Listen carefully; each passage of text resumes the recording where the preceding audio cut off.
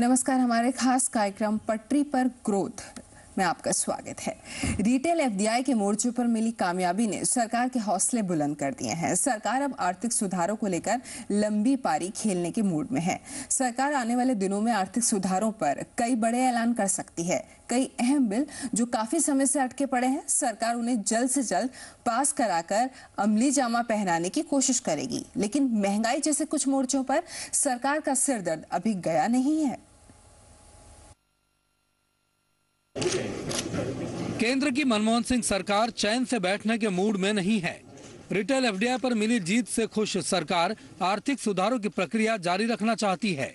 वित्त मंत्री की माने तो आने वाले दिनों में और बड़े फैसले लिए जा सकते हैं। सरकार बैंकिंग संशोधन बिल को जल्द से जल्द पास कराना चाहती है ताकि नए बैंकों के खुलने का रास्ता साफ हो सके। पेंशन और इंश्योरेंस बिल कैबिनेट से मंजूर हो चुके हैं, लेकिन अभी संसद में पेश नहीं हुए हैं।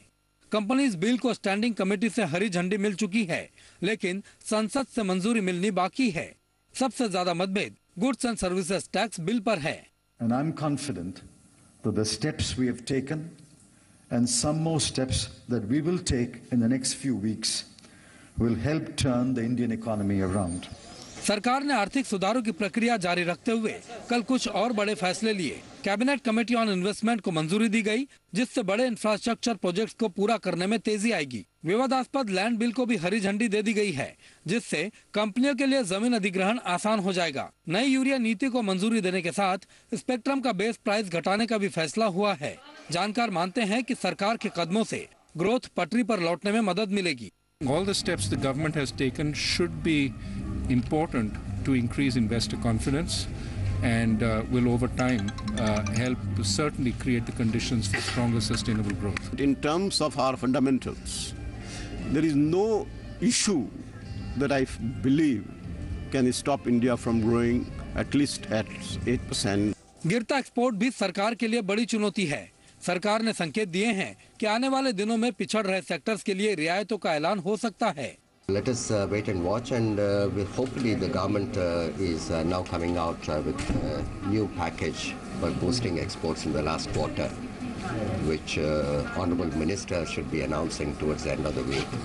2014 के आम चुनाव से पहले सरकार इकोनॉमी की दशा सुधारने की कोशिश कर रही है। संसद में अपनी जीत से उत्साहित सरकार को कड़े और बड़े फैसले लेने का ये अच्छा मौका दिख रहा है। उज्जवल नारायण के साथ भूपेंद्र सोनी, जी बिजनेस, दिल्ली।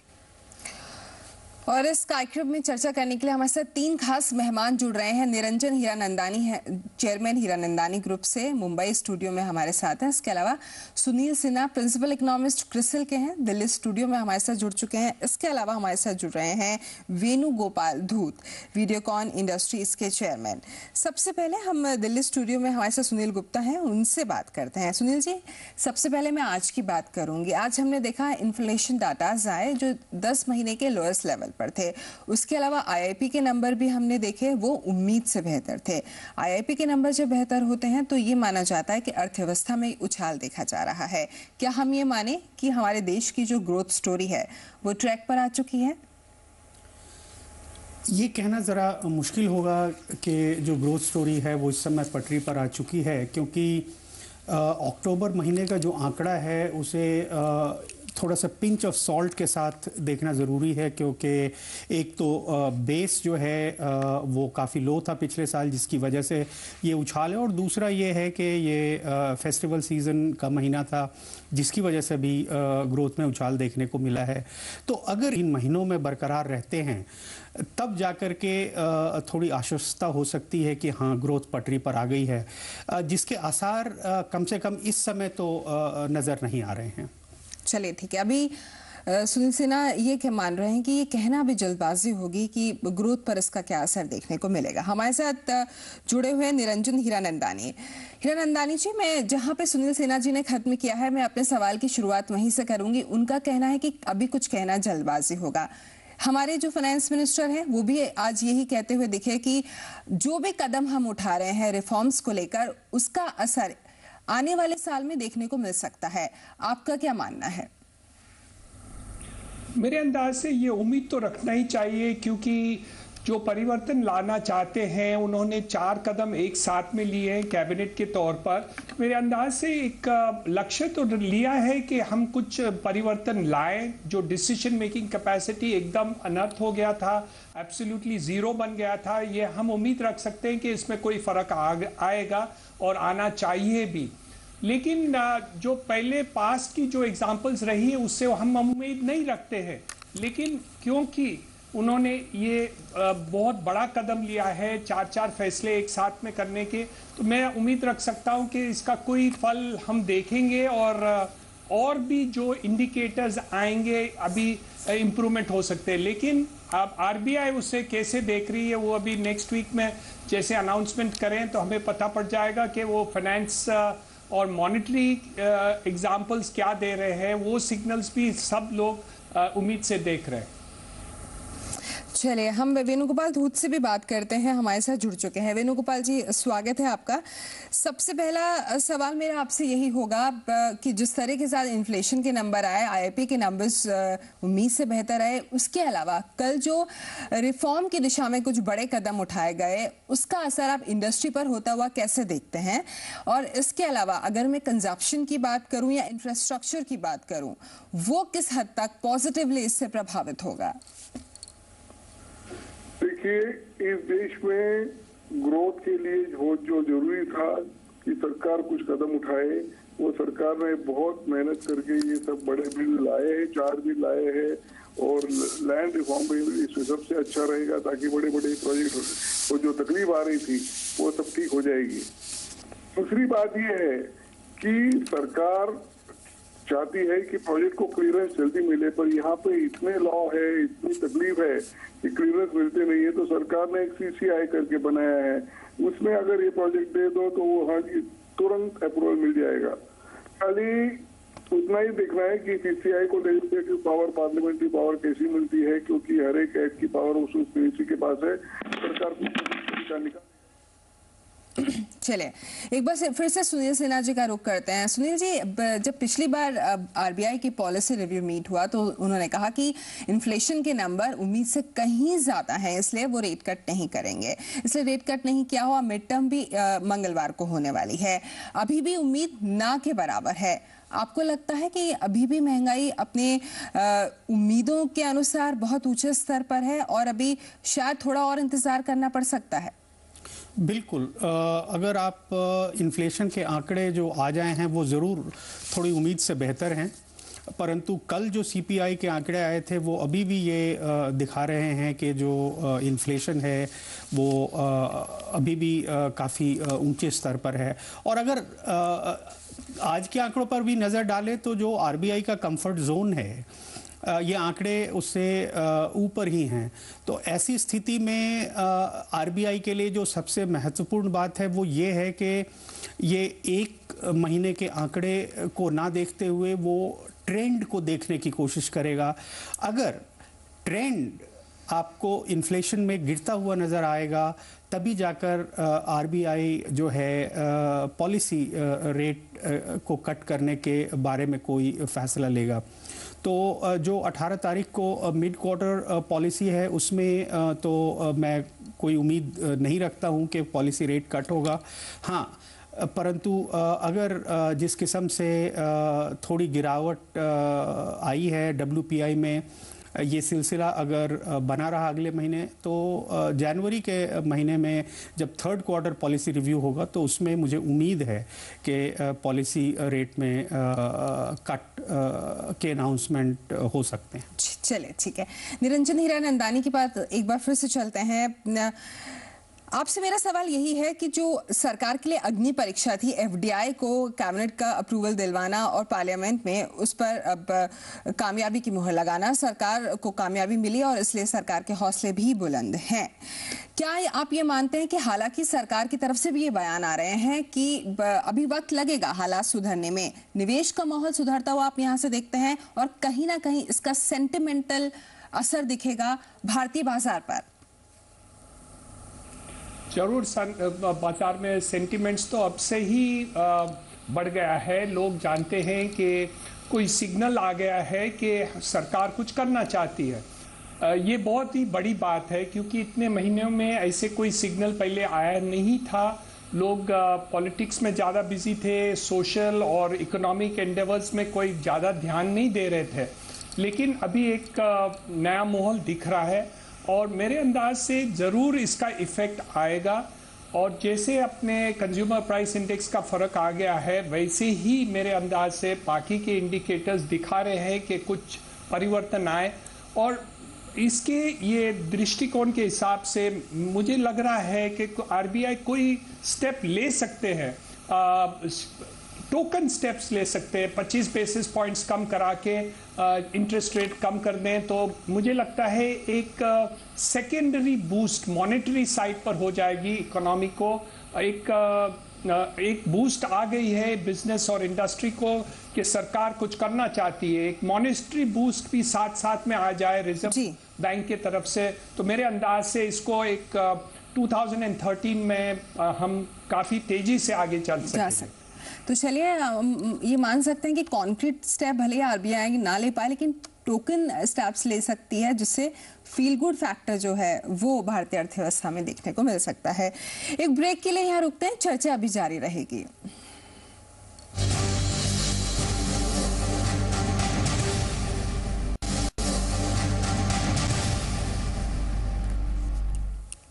सब कुछ ठीक दिशा में चल रहा है। मौजूदा अर्थव्यवस्था के संकेतों से तो यही लगता है। आज महंगाई की दर में भी गिरावट देखी गई। पहले औद्योगिक उत्पादन के आंकड़े उम्मीद से बेहतर आए, मतलब अर्थव्यवस्था को पटरी पर रखने की सरकार की कवायद रंग ला रही है। बड़े और वैश्विक असर वाले आर्थिक सुधारों के बीच घरेलू मोर्चे पर राहत दिखाई देने लगी है। इसे चिदम्बरम इफेक्ट कहें या फिर कुछ और, लेकिन जो तथ्य आर्थिक जगत में उभर रहे हैं उन्हें नज़रअंदाज नहीं किया जा सकता। महंगाई के आंकड़े को देखिए। नवंबर 2012 में थोक सामानों की महंगाई दर 7.24% रही।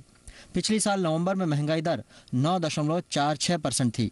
मतलब महंगाई दर कम तो हो ही रही है। नवंबर महीने में महंगाई दर में कमी का कारण सब्जियों की कीमत में कमी है। सब्जियां क्यों सस्ती हुई? क्योंकि सप्लाई बढ़ गई। कारण कोई भी हो, खाने की चीज सस्ती हुई है, इतना काफी है। The moderation of inflation is a very, very good signal. I mean, we have been saying that we expect it to moderate slowly, and it's good that it's happened. अब बात औद्योगिक उत्पादन के आंकड़ों की। औद्योगिक उत्पादन कंपनियों की हालत बयान करते हैं। अक्टूबर में उत्पादन की जो हालत बयां हुई उसके परसेंटेज 8.2% हैं, जबकि पिछले साल ये -5% थी। IIP के पॉजिटिव आने का मतलब साफ है कि अर्थव्यवस्था में उछाल वापस आ रहा है। रेटिंग एजेंसी मॉर्गन स्टैनले ने भी भारत की विकास दर के बारे में अपने आंकड़े दुरुस्त करते हुए इसे 5.1% से बढ़ाकर 5.4% कर दिया। हालांकि ये स्थिति लाने में चुनौतियां बहुत थी। I'm confident that with the measures that we have taken recently, we will put the economy back on its rails. And when I present the budget on the last date of February, I'm confident I'll be able to present to this House a much better picture of India's economy. सरकार ने वित्तीय घाटा कम करने के लिए खर्चों में कटौती का ऐलान किया है। वहीं विनिवेश और नए स्पेक्ट्रम नीलामी के जरिए मिली रकम से भी हालत और अच्छे होने की उम्मीद है। वहीं रिटेल में FDI और आर्थिक सुधार के अहम बिलों पर सरकार के अडिग रवैये से इन्वेस्टमेंट सेंटिमेंट और बेहतर होगा।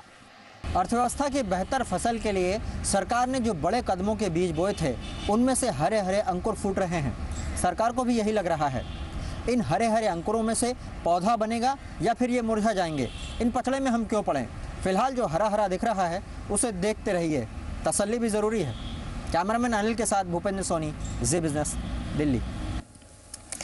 हमारे साथ 3 खास मेहमान बने हुए हैं। अब वेणुगोपाल धूत के पास चलते हैं। मिस्टर धूत, दुनिया भर के अर्थशास्त्री मान रहे हैं कि वर्स्ट इज ओवर नाउ। क्या भारतीय अर्थव्यवस्था के लिए भी हम ये बात मान सकते हैं?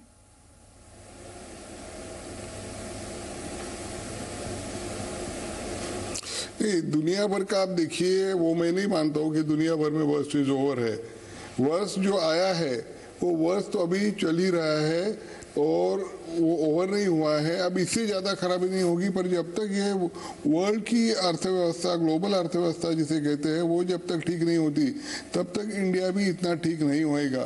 फिर भी प्रधानमंत्री जी ने बहुत ये बात दिल पे ली है कि महंगाई बहुत बढ़ रही है, इंडस्ट्रियल प्रोडक्शन कम हो रहा है और मैन्युफैक्चरिंग को भी बढ़ावा नहीं मिल रहा है, लैंड एक्विजिशन में भी प्रॉब्लम है। ये सब देखते हुए उन्होंने काफ़ी हिम्मत करके पार्लियामेंट में काफ़ी बिल रखे हैं, वो सब पास हो जाएंगे तो प्रो रिफॉर्म हम हो चुके हैं ये बताएंगे और इसके कारण हमारे देश में तो वो थोड़ी ग्रोथ जो है अभी बीच बिल्कुल ही नीचे आ गई, 5.5% के करीबन, वो थोड़ी बढ़ना शुरू हो जाएगी।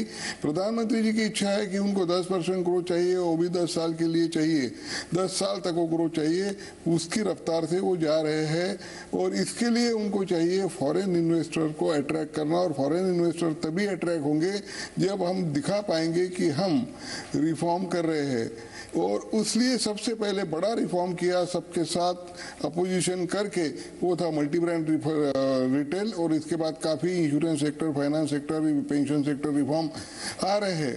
तो ये सब देखते हुए हमारे देश में अब काफ़ी फॉरेन का पैसा आएगा, फॉरेन के पैसे की बहुत जरूरी है। यहाँ पे जो ट्रेड गैप है, ट्रेड गैप मतलब एक्सपोर्ट और इम्पोर्ट के जो डिफरेंस है वो लास्ट मंथ $22 बिलियन थी, तो 1,15,000 करोड़ की एक महीने में घटाना ही कोई अच्छी बात नहीं है। अब इसके लिए तो फॉरेन का मनी चाहिए, इसलिए सरकार कोशिश कर रही है।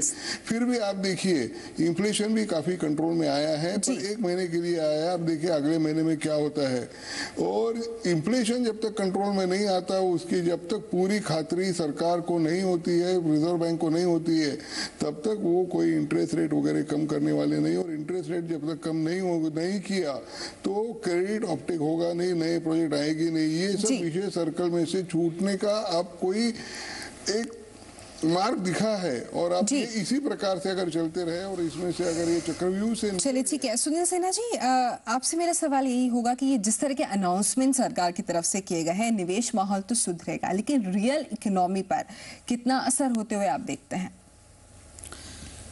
सेंटिमेंट ज़रूर सुधरे हैं और जिस तरीके से अनाउंसमेंट्स कल भी हुए as a follow up action to some of the announcement जो पहले हुए थे, तो ये एक अच्छा संकेत है।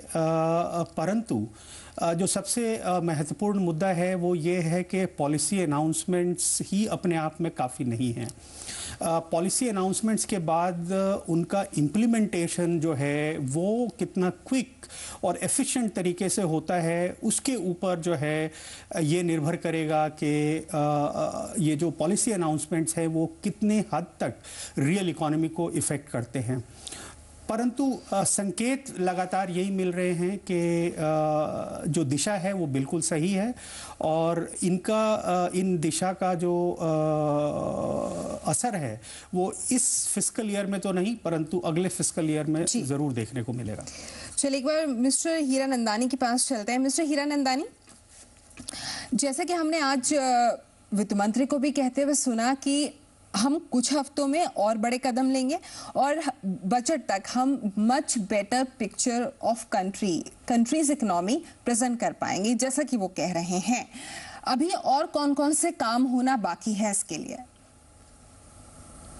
मेरे हिसाब से वो डिसइन्वेस्टमेंट पॉलिसी के बारे में भी स्टेप्स ले सकते हैं और फिस्कल डेफिसिट को कंट्रोल करने की दिशा में भी वो सोच सकते हैं। जैसे वो एक्सपेंडिचर्स हर क्षेत्र में है, जहां ज़रूरी नहीं है वो कंट्रोल ला सकते हैं और मेनली जहां कैपेसिटी थी डिसइन्वेस्टमेंट की उसके ऊपर वो जोर दे सकते हैं। तो मेरे अंदाज से next step should be disinvestment policy as far as government is concern and containing of the fiscal deficit which will completely change the entire appreciation of the economy and the government and the finance minister.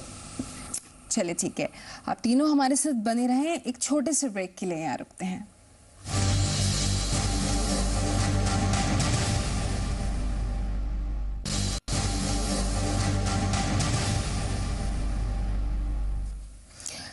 ब्याज दरों में जिस कटौती की बाजार और उद्योग को बेसब्री से इंतजार है, मंगलवार को वो कटौती शायद ना हो। वित्त मंत्रालय के 2 महारथियों ने संकेत दिए हैं कि इंतजार जनवरी तक खिंच सकता है। हालांकि बैंक अब भी कटौती की उम्मीद लगाए बैठे हैं।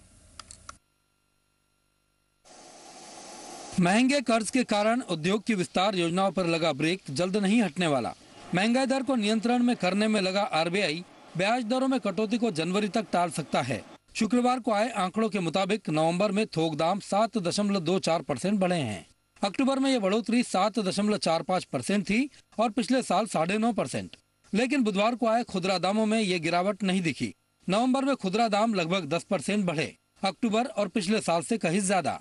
It is not a very sharp decline, but it is moving in the right direction. But on the other hand, the CPI inflation showed a rise and it is almost close to 10%. So it needs careful examination. The RBI will have to take a view depending on the environment and how it feels that the scope for cutting interest rates are. That depends to some extent on how it sees the overall trajectory of inflation. ब्याज दरों में कटौती का मुद्दा वित्त मंत्रालय और RBI के बीच गले की हड्डी बना हुआ है।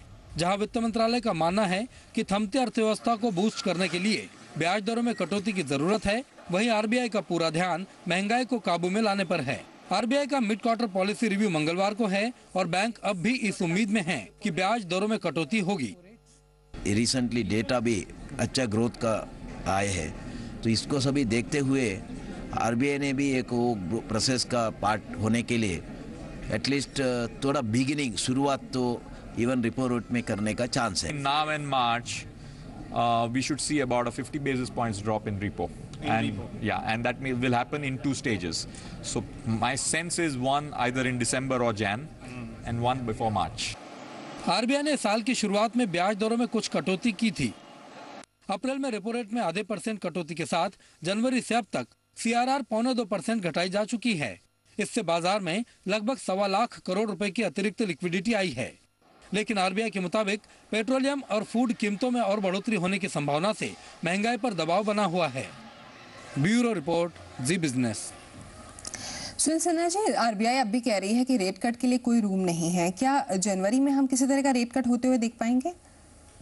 जैसा मैं अभी थोड़ी देर पहले भी आपके इस प्रोग्राम में कह रहा था कि जो WPI इन्फ्लेशन है उसमें रिडक्शन ज़रूर हुआ है, परंतु अभी भी वो आरबीआई के कंफर्ट जोन से बाहर है और CPI जो का आंकड़ा जो कल आया था वो तकरीबन 10% के आसपास है। तो कुल मिलाकर जो संकेत हैं इन्फ्लेशन के फ्रंट पे वो बहुत क्लियर नहीं है और ये जो गिरावट है ये एक ट्रेंड का रुख अख्तियार करती है या नहीं करती है ये भी अभी क्लियर नहीं है।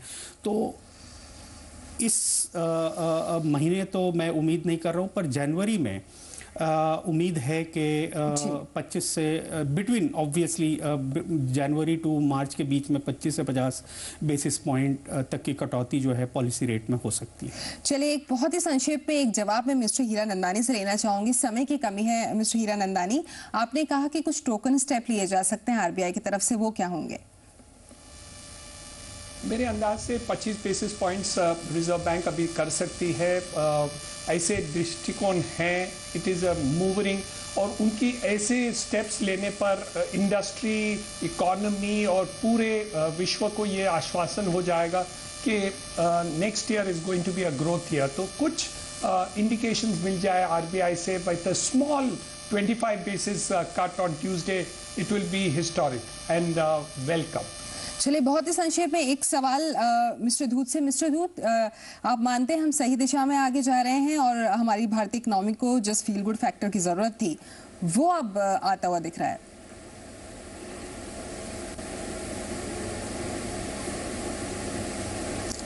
हाँ, फील गुड फैक्टर तो आ रहा है और वही जरूरी है क्योंकि इंडियन इफोरिया, इंडिया फ्लेवर जो ऑल ओवर द वर्ल्ड था वो पिछले 2 साल में बिल्कुल घट के 0 के ऊपर आ गया है।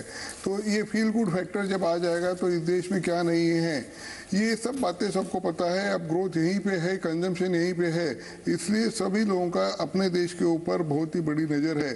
फिर भी अभी भी एक बात सब लोग बता रहे हैं कि इन्फ्लेशन कंट्रोल में नहीं आ रहा है और इन्फ्लेशन जब तक कंट्रोल में नहीं आता है तब तक इकोनॉमी का कोई भरोसा नहीं दे सकते। अभी थोड़ा कम हुआ है, पर आगे क्या होता है, आगे भी इसी प्रकार से अगर इन्फ्लेशन कंट्रोल में आते रहा तो देश को आगे जाने में कोई रोक नहीं सकता। ग्रोथ तो वैसे चलिए हम मान के चल सकते हैं मिस्टर धूत कि हमने कम से कम दिशा तो सही ही पकड़ी है।